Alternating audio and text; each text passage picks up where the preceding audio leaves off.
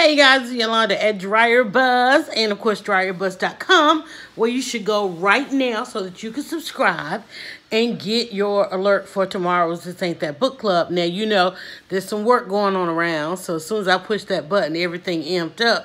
But I hope this sounds good because I don't have my Bluetooth and I had to charge at the same time. So it is what it is, but we still try to get on here and buzz it or bash it. So I'm going to just check my timeline, make sure everything's copacetic and that you can see as well as you can hear. If you can't do either or, I hope that you will comment, put something in the comment section so that I'll know. But I mainly want to invite you out. Not invite you out, but invite you online. Please do not think I'm inviting you somewhere. But all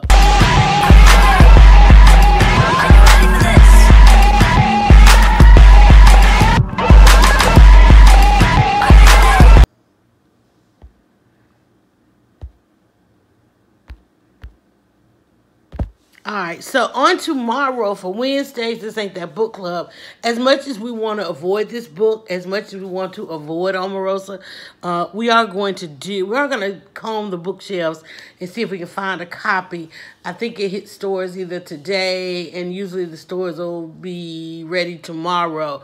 Because, you know, already we go on Wednesdays and just kind of see if we can find a new book, a used book, a trade book, you know, and so forth. But I think we need to do at least a live shelf read. And by live shelf reads, well, you know, we go into the store and we check out what the new releases are. Now, there's a lot being released right now as books are coming back because it's been kind of a drought over the summertime. It's definitely been a drought over the summer as far as us finding some good reads and some good books to check out. Although we have been able to have one sitting over at my recliner that I want to read. Looks like it's a novel, and we have not, for the book club, done a novel. And over the last year, I think maybe we're right at a year, if not almost two. I gotta remember. We may be pushing 2 years of This Ain't That Book Club. And we started This Ain't That Book Club just because we wanted to kind of keep our place in the marketplace or the blog space. I'll say keep our place in the blog space. And so while I didn't blog a lot, we decided to go back full circle. And I don't know if we decided, but everything just kind of began to come full circle in this, our 16th year of blogging at DryerBuzz.com. And as you know now, if you go to DryerBuzz.com, it's going to take you fully over to our YouTube page and our war with GoDaddy. Can't stop mentioning our absolute war with GoDaddy. But just got tired of doing and managing a website and a blog, and so we decided to, since everything today is video, point you over to our YouTube page, the one place where there is some genuine rev share.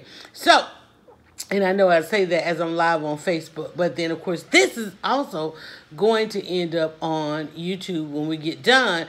And I'm looking around at all of the books that we have done. Now, for the most part, and that's why Omarosa's book falls into line with what we have been reading for the past year and a half, is that we've always gravitated towards memoirs, autobiographies, biographies, and things of the like. We also did a number of how-to and business books and so forth, because those are kind of the two lanes. And the reason why I say it's a full circle moment, because when you start out blogging, the first people that you're going to meet are authors. And you know, if you follow me live, when I go to different events, festivals, and so forth, I always gravitate towards the tables that have either authors and illustrators and so forth.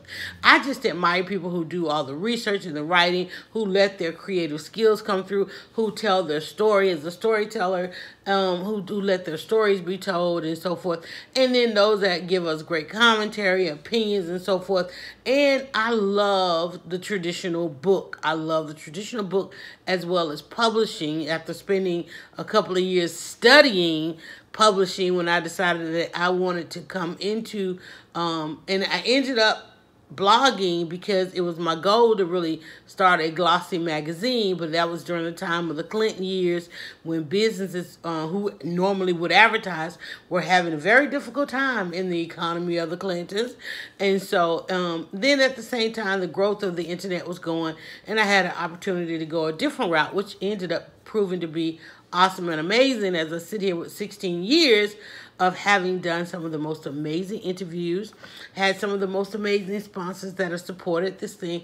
And even now, like I said, a year and a half, I'm sitting here, I'm looking at 1, 2, 3, 4, probably 5 stacks of books that we have literally gone into the store, one book versus another, did live reads on the bookshelves, selected one, brought it home.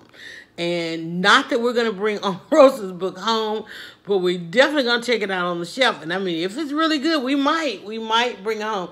The book is called Unhinged. It is out there. She did her round of interviews and press junkets this weekend. As you know, anything political is done on Sunday. Sunday pretty much sets the tone. And let me just double check here. Hold on. But we definitely gonna check it out. All right.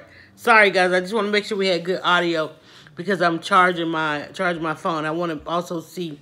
Hold on. The book is called Unhinged. It is out. Let me turn it down so that I can also watch for the comments on another device as I am live streaming through another app on instead of directly to Facebook. We're going around about way there, and I wanted to so welcome in those of you. Let me see. I still hear some stuff. Okay. Those of you that are watching, like I said, I just want to remind you on tomorrow, Wednesday, we're actually going to go into the store, look for the book on the shelf, check out the jacket, check out the table of content, and see what her reading is like. And I think Omarosa has a couple of books out there, and pleasantry, I don't know. But listen. Let's talk about this, okay? This whole thing with Omarosa is so interesting. I'm watching my timeline, and I have seen people saying, brothers, why y'all gonna let Trump call Omarosa a dog? Why have the pastors come out and spoken out? I also saw a snippet, and I have not watched the news, trying to clean up my algorithms. I saw a clip from I think it was MSNBC, where this guy previously interviewed Omarosa at one of the events, asking her if there was a tape with Trump and the N-word, and she vehemently, as you know, she used to support Trump, said no such thing, and and he asked her about the N-word. He asked her about recordings and so forth. I don't know why people today think we have such short memory, or do they depend on the fact that we won't know, don't know, not seeking this information, or do they not realize that we live in public? Now, let's talk about the banishment of Omarosa. Omarosa is banished. Omarosa has been banished. There's nothing about her time with Trump. There is nothing about her writing a book. There's nothing about anything of her being of late marrying a preacher, becoming the first lady. I don't know. There's nothing about anything that she aligned herself with, because remember, or if you didn't know, Omarosa's been in the White House before. Okay, so you got to know, going back in and helping Trump, however she advised him, most of her advisement, they're saying, failed. He was, upset with her on a number of cases. One, she didn't really align him with any of the black community that he really wanted to be aligned with. You see how excited and damn near almost about to catch the Holy Ghost he had sitting there with the black pastors. And that wasn't something, I don't know, did she establish that? Because that looked like all the kudos for that went to the king's niece, who was the black female sitting there with that. Trump and his African Americans, there's so much controversy around Trump and his buzzard or bash it, okay? Listen, people. For those of you who would love to say that some of your best friends are black people, let's talk about that for a minute, okay? Your best friends that are black people are oftentimes your best friend because they themselves don't like black people. So you're probably not going to learn very much about black people from your best friends who don't like their own kind. It's a thing. Just like white people don't necessarily like certain other white people. You know, I love Ta-Nehisi Coates. Ta-Nehisi Coates was asked, and I grabbed the snippet of the video. Then I couldn't find the original video to get the context of the thing. But he was speaking at an event, and I think the event is mentioned in the thing. I wish I had it. Oh wait, let me load it up. This is why I love using this platform, and hopefully I can still talk to you while I search for this video. I'm going to play a little snippet of it, and I'm sorry I did not have the entire thing. Let's see. Let me go through here. Okay, let's see. I know one of these. I'll just grab this one, and I'm going to load that. I'm just going to say done. All right, I'm going to play this little snippet of video with Ta-Nehisi Coates on a panel, and prior to this part that I'm going to show you, he was asked, and it's so likened to a situation with Malcolm X. It's so likened to, and rather than Malcolm X, let me say Paul Robeson. Anybody that knows me knows how much I love Paul Robeson and everything, all things Paul Robeson, okay? His father was an escaped slave. He went on to be a scholar, an escaped slave who then raised his son to be a scholar, an athlete, a triple threat, literally, okay? Theatrical, Hollywood, early Hollywood, century-old Hollywood blockbuster. Ended up leaving America, as many people do, to go on and get beyond the heavy backstory of America. And if you don't know anything about Paul Robeson, please do not take another step on the planet without, and I'm not even going to tell you to Google. I'm going to tell you ask Siri. In fact, don't even Google no more, okay? I don't know what's going on with Google, but find out. Go out there. Go to YouTube. You know, YouTube, remember in The Matrix how he sat in the chair and he just basically uploaded all this information? That's what YouTube is today. Go to YouTube and there's a video, and when you watch this video that I'm going to show you, oh, Lord, let me hit this button. Let me hit this button, get this thing charged. And I'm like, whoa, I plugged my phone up and didn't even turn it on, turn the charger on. Don't even take another step without going in, because what's happening right now, and I hope I'm finishing these sentences, there's so much running through my mind. There's so much happening right now that the psychic of Black America is just being attacked. It's being attacked, and it's attracting an energy that's really not of us. I was myself sitting I went to the car wash today, and I found myself being on guard for some impatient person or some irritated person who don't look like me to have a problem with me living my ordinary life. You know, I was mindful not to do certain things. I was like, what the hell? And that's why I have started hiding and unfriending a lot of these things in the timeline, because I really believe this thing, and I don't know if it's the Russians or whatever, but I'm starting to be suspect on all these things with the Beckys. Every day there's a new one. You know, this stuff has been going on all 50 years of my life. Or I'm 50 plus now, all 50 plus years of my life. And I just don't want to consume it each and every day. And I'm not going to consume it because I know how media works. Manipulate emotions, disseminating information, abstract, media. Everything about media. There's nothing to be published in media that is not designed to manipulate your or mine or anybody's emotions. The intended target, you want to manipulate emotions. When I came live with you right now, I came live in order to manipulate your emotions, right? In fact, let me get this shared out. I'm on here live right now because that's what I want to do. I'm going to manipulate emotion by putting Omarosa's book on there, by talking about it tomorrow. I'm going to get up, I'm going to get dressed, I'm going to go to the bookstore. I'm going to do a live read in the bookstore so that we can further manipulate emotion. But I'm not going to try to disseminate the information in such an abstract way that you don't end up with a full understanding of what I'm trying to talk about. So that's the difference between media and blogging. That is the absolute difference in all of that. Is that I don't want to give you the abstract. So I might be a medium, right? So I might manipulate emotion, disseminating uber information, ultimate material, whatever. We'll break it down.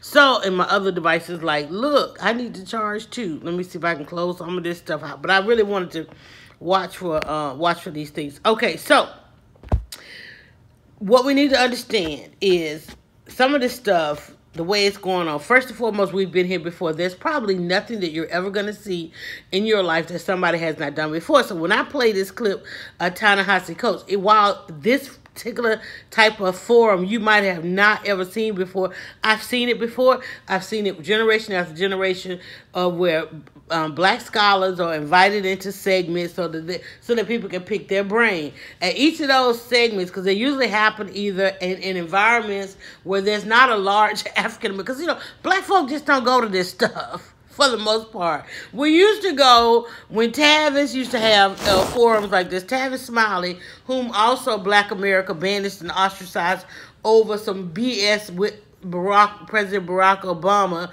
instigated by Tom Joyner and others. Tavis ended up on the outs, and the decade of service, the decade of deep diving into what our community was and the state of our community. He's like, look, I guess he just said to hell with it. And now there are others who want to do the state of this and the state of that, but I'm like, whatever. And you, hey, have your opinion. I respect your opinion. But I love the fact that we had that event, which came each summer, I believe. Maybe it was the summer. No, I think it was around about April, Black History Month, somewhere Black History Month, right? It was Black History Month, I believe. And the last one, I believe, was when Barack Obama made his announcement. I think maybe there was one after that. I'm not sure, but there was a divide because Barack Obama decided to make his announcement for running for president in Chicago, smack dab during the intermission of State of the Black Union. His sideways, slick slide way of trying to be black but not black. He decided he'd make his announcement in Chicago in front of all of most of white America while the state of Black America was happening. They came back from intermission ready to discuss this thing, and it divided the scholars. The scholars divided right pretty much down the middle, no, less than down the middle. There were those who said they were going to instantly support Barack Obama, and there were those that said, hey, we need to call the brothers to task on some things, that being Cornel West, who then influenced Tavis Smiley. Al Sharpton was like wavering like up in there, like which way he's going to go, which way. And I was like, brother Al, let them do that. Stay out of that, that instance started a trust between he and I and so forth. But this, like I said, we've been here before. And I know it's supposed to be talking about Omarosa, but here's where we're going with this. I want to play this little clip. Borrowed, own no rights to it. Hopefully I hadn't had any music on here. But in this clip, prior to the answer that he is giving, in this clip, very much like a situation that happened when Malcolm X was speaking once, very much like a situation happened when Paul Robeson, a Caucasian, has a question about why they don't get to do something that we do. Now, this particular question, a young white woman stands up and says, she buys rap music. She has her favorite rap artist. She loves her rappers and this, that, and the other. And, in their songs, they keep dropping the N-word. But she has to, keep making sure that she don't say it while she wants to run around singing these songs now. And somebody else is having this debate online as well. And he proceeds to try and give her an answer. And I'm going to tell you what his answer is. I'm going to let you hear him say it. Because there's a line in there that literally is what's wrong with America, and that is the fact that Americans really can't see us as part of humanity and apply the same laws of humanity to us, such as like we have feelings, we are sensitive, we care about our communities just like everybody else. We have those who have faults just like everybody else, except for ours is used in the media to manipulate the emotions of all of America, and therefore we get called to task on things that if you were to see Caucasians in the media in the same light, you really want to get off the planet. If you knew some of the things that are being done that they do to each other, but yet we want a certain level of humanity and dignity shown to us that they just don't. Many of them just don't have it in them. But anyway, this young lady asked Ta-Nehisi Coates if why can't she? It's basically why can't she say the N word? And I love his explanation as well as the further explanation he gives about humanity. So let me give you that. Black people are basically, however you feel about it, they're not outside of the normal rules and laws for humanity. I had a good friend who used to have this cabin in upstate New York, which he referred to as the white trash cabin. He was white. I would never refer to that cabin. I would never tell him I'm coming to your white trash cabin. I just wouldn't do that. You know what I mean? I think you understand why I wouldn't do it. The question one must ask is why so many white people have difficulty extending things that are basic laws, of how human beings interact to black people. And I think I know why. When you're white in this country, you're taught that everything belongs to you. You think you have a right to everything. You have a right to go where you, and you're conditioned this way. It's not, because your hair is a texture or your skin is light. It's the fact that the laws and the culture tell you this. You have a right to go where you want to go, do what you want to do, be however, and people just got to accommodate themselves to you. So here comes this word that, you feel like you invented. And now somebody will tell you how to use the word that you invented. Why can't I use it? Everyone else gets to use it. You know what? That's racism that I don't get to use it. That's racist against me. I have to inconvenience myself and hear this song and I can't sing along? How come I can't sing along? You know what I mean? And I think, for white people, I think the experience of being a hip-hop fan and not being able to use the word nigga is actually very, very insightful. It will give you just a little peek into the world of what it means to be black. Because,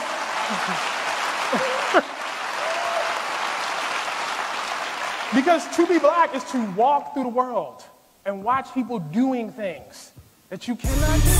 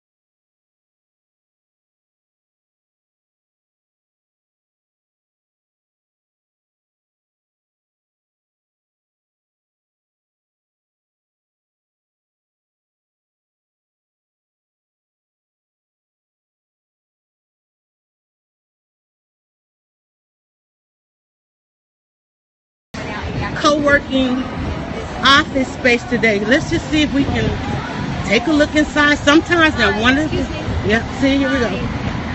Okay, I was live. I'm not live. That's fine. Okay. And one of the things too, when you are blogging, you got to be careful because they always have one overzealous person that will stop you from talking about their business. So she got off her call to interrupt us. So, and it's just amazing how they're going to utilize this space. And also, all of those people coming into the ballpark are not infringing on the... Hi, guys. We're just talking about the community feel. It doesn't feel like I'm at the base of a ballpark with, what is it, 70,000? How many people? In there? Yeah. 41,500. 41,500 people get to walk through here each and every day, but it doesn't infringe on the lifestyle. So you still get to enjoy a lifestyle in the community. I mean, can you imagine 40,000 people coming through here 4 to 5 times a week? 4 to 5 times a week. And that's pretty much insane. I hate when I have to hit that mute button because I have to get turned off. So you guys have missed a lot of what I said. I'll try and reiterate. Battery Atlanta. Oh, this is live. I'm wondering what the live part of it is. So I gotta go back. Look, now she's going to get security. I always warn y'all, Becky will stop life.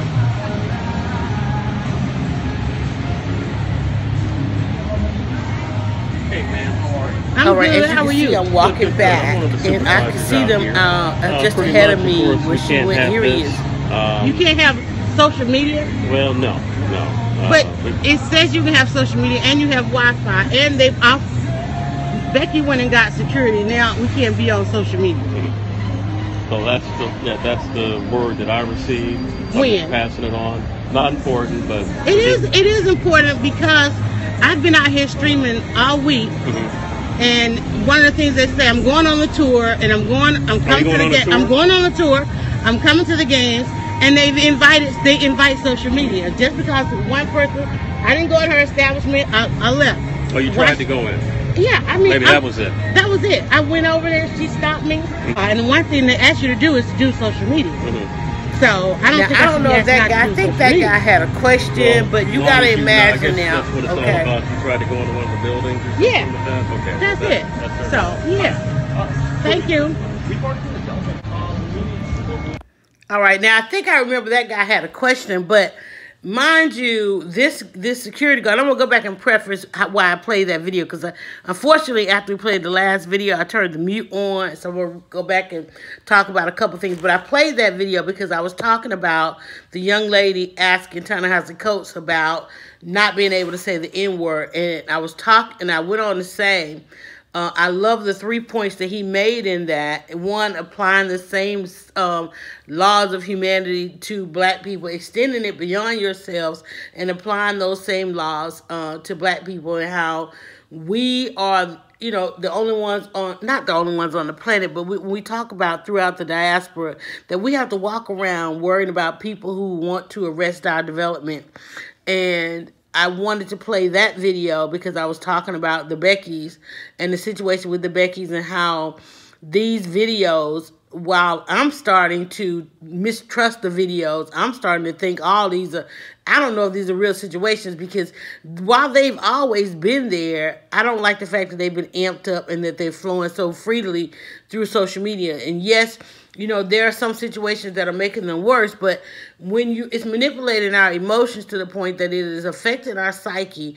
And I was talking about, while I had the mute on, is that while even just going to the car wash, I have to worry about, am I going to have to deal with one of those situations? And I was talking about, well, I've had one of those situations and have my own video. And I can't tell you how much, live streaming while black, just walking around, my selfie stick intimidates people at times. And this woman, even though they had a sign out that said open house and tour, it was the grand opening week of the park, SunTrust Park, the Battery, and so forth. But even after I walked away, going on about my business, she then went on to try to get some level of authority to arrest my development, enjoyment, and freedom of the park. And not only that, y'all, I know everybody's aware the brothers in this brother, that security guard was a brother, was willing to step to me and lie for her, like as if he had some authority to arrest my freedom of enjoying the park. And I had to check him and check her. And I'm like, I couldn't believe that. Yeah, I could believe it because I've lived through this before. We've been here before, and you have to realize we're here again. But if you know we've been here before, you know the thing that comes after this. And so that's why I said I'm concerned really about 2019. Not only is it the 100th year of the worst race riot, one of the worst, I don't even like to say the worst riot, but I'm going to say a significant race riot that happened in 1919.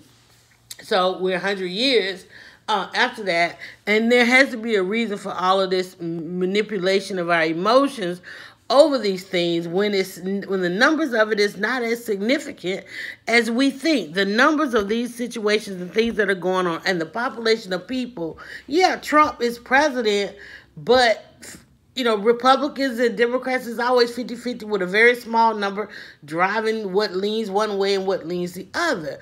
I'm concerned that we're not working diligently enough on finding 46. Can we make that a hashtag? Finding 46, like finding Forrester. But going back to the town of Coast, and I played that video because, like I said, he made 3 very clear points in there. And I'm sorry for the lull that was in there while I was on mute. But he made 3 very clear points in there. One that, yes, okay, it's a talking point that we can use with Caucasians. But there's one talking point in there that we really have to use with ourselves. And there's one that is the absolute outcome to both of those. The one where he says that there are certain segments of society that won't allow the laws of humanity to be applied to black people. That's one. The second part where he said that he talked about what it is to be black and navigate through the world knowing that there are things that you cannot do. And then this young woman wanting, because she loves rap music, to say the N-word, and people keep coming up with this argument, well, it's in the music. Well, there's a lot in the music. There's some stuff in country music. I did a talk show, radio show, where I talked about country music, being the playlist of racism, and somebody called in, and I was like, hey, because I know, they listen, they troll. Give me a country music song that doesn't perpetuate some of the repetitive behaviors that become stereotypes. We talked about, remember we broke down stereotypes, and we talked about how those are some of the repetitive behaviors that we continue to see, that we develop stereotypes going all different ways, all directions, because we were talking about the Spike Lee movie, Black Klansman. I went to see it, and I said, okay, here's my initial response to it. Now I'm going to take 2 days to kind of process it and think about some things that we saw in the movie. And we were talking about, the stereotypes and how and which stereotypes are born. At the same time, we also talked about how black communities, black Americans, blacks in the diaspora hold on to some of these stereotypes too tight ourselves. We should let some of them go and stop believing it. Sometimes the hardest part is getting us to stop believing some of these quote-unquote myths. And they're not all myths. Some of them, yeah, they're true, but they affect such a tiny part of the population as it relates to us as a society on a whole, okay? And I know you're looking at Omarosa's book. We're going to talk about that tomorrow. You're looking at, let me see, I don't know if that's a picture or a video, so I better not put that on there. But I'm going to go live on YouTube, and also we're probably going to do Facebook first, because I've tried to live stream on YouTube, especially on the Wi-Fi and in certain places, and Facebook Live works better. So I may go live, just do it live on Facebook, and then load it to YouTube and so forth. So, but tomorrow we're going to go in the store as we do each Wednesday. We're going to pull the book off the shelf if there's a copy on the shelf, and I think there's probably going to be a copy on the shelf. We're going to pull a copy off the shelf, check out the jacket of the book, check out, oh my God, this television has snakes on it. We're going to check out the table of contents, and we're going to read a little bit of it and see why Omarosa has this country coming unhinged in this thing now. Her being banished, people wanting people now to come to her defense. Let me tell you, honey, Omarosa created that alliance with Trump. Omarosa created that alliance back during Apprentice. Omarosa has been in the White House before with another president. I have always said that I thought Omarosa was the Kerry Washington of scandal. Now, don't forget, Kerry Washington, and I know everybody think it's Judy Smith. I think Judy Smith had eyes on all of this stuff. I don't think that the storyline applied to Judy, because Judy Smith would always, because everybody was like thinking Kerry Washington, she was a little too much, and Judy Smith has always kind of disassociated herself from the behaviors and the relationship that Kerry had going on with the president, right? So I think Judy Smith had knowledge, and being that she was the person always called in to handle the scandal, I think she has full-on knowledge, and I really think that Omarosa is the Kerry Washington character, having been in the White House before and then having been in the White House now, and it just seems like some of the same thing. Okay, think about it. Think about Trump's relationship with Melania. It doesn't look like the best, and doesn't look like she would care what he does and so forth. And that just seemed to be a whole lot of intimacy in Omarosa and her defense, her vehemently defending Trump at every turn, and then now she has all this stuff to say. And then that recorder, I'm like, damn, was it a voice activated recorder? We don't hear any shuffling of a microphone. We don't hear any shuffling of a phone. We don't hear her trying to reach for any kind of buttons. It's like she was recording before they even came in her office. It's like, was she walking around? Was she always recording? Was she recording 24/7? Where are these recordings? Do we only get to hear the snippets when they're on the news? Where are they loaded? Can we go and listen to it all? And most importantly, is it going to lead to an impeachment? If it's not going to lead to an impeachment, is it going to lead to Trump resigning? Is it going to lead to Melania saying, let me get the heck up out of here? Is it going to end the terror that he causes all over the world? If it's not going to do that, then why is there a book? Why are we talking about Omarosa? And that's what we're going to talk about tomorrow as we take a glimpse inside the book. So be sure to join me. I think 10:30, between 10:30 and 11, we'll definitely be going live, and we're going to check out the book on the shelf. You'll decide. I don't know if I still want to bring it home or not, but you'll be the judge. You'll be the judge of that. So I hope everybody has a great day. How much time we got? We're gonna get ready to jump off of here. But this is the Buzz It or Bash It. We come on, we talk about it. Let me, before I go, and I don't know if I should say it on here, but prayers to the family of Aretha Franklin. We know very much what you guys are going through, been in that situation, and I'm gonna just tell y'all, I hope the sources and all the things that people are saying, that condolences are proper at such a time, and that this is not, any misnomer, because Riri don't play. Okay, she just don't play, and I hope that I know as celebrities are out there, preparing their statements and ready to tweet and all that kind of stuff. She didn't like a lot of y'all. It didn't seem that Aretha Franklin liked a lot of folks. So, this ain't, as they say, I remember in the movie Gone with the Wind when Scarlett was getting ready to go in there and talk to Ashley's wife. They told her, don't go relieving your conscience. Don't go relieving your conscience, because Aretha Franklin ain't like, ooh, I need to come back. That's going to be another Buzz of the Bastion. But I'm not going to do it now. But Aretha Franklin ain't like a lot of folks. And don't go trying to relieve yourself now. That sister girl ain't doing good because she made known, and she was a shade thrower, and she was, woo. That woman did not play. Okay, does not play, did not play, whatever. Yeah, she didn't like a lot of folk. And I remember there was a great gaffe made at one of the award shows. Beyonce did that great big opening, and it was likened to Tina Turner. And while Tina Turner has a title, there was a gaffe in confusing the title that Tina Turner carries to the title that Aretha Franklin carries, knowing that yeah, y'all might wanna make sure you get your RESPECT, can never say that right, RESPECT together in honor of Miss Aretha Franklin. And again, prayers to her family, prayers to the industry, and those who love her dearly, dearly. This is such a time where hopefully all that you need is around you. Okay.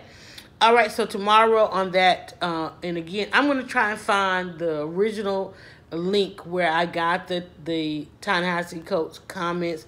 If you, and I will say on our book club, we did purchase his book. I think it was Between the World and Me. I think that's the one I may have both of them. And so he was on our book club again. Like I said, this ain't that book club. We like memoirs, we like biographies, autobiographies, we like how-tos, we like business books. And we got a couple of novels. I think going forward we may check out a couple more novels as well.